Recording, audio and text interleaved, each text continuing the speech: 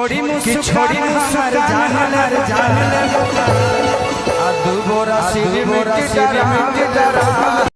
Guys, नमस्ते, प्रणाम। मैं कौशल यादव।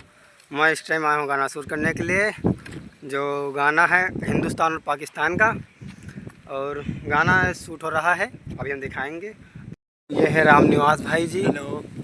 इन्होंने पाकिस्तान की तरफ मुस्लिम का रोल निभाया है। राम निवास जी, आप कुछ बोलना चाहोगे? बोलिए ज़रा, हमारे दर्शक लोगों को कुछ बताओ।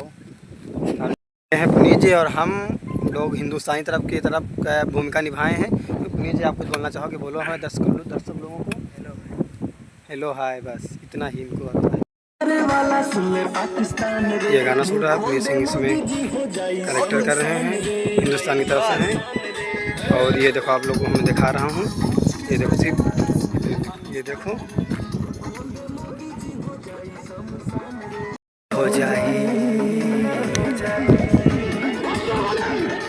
पर बाप है बैठा पाकिस्तान मिट जाए, पर बाप है बैठा पाकिस्तान मिट जाए।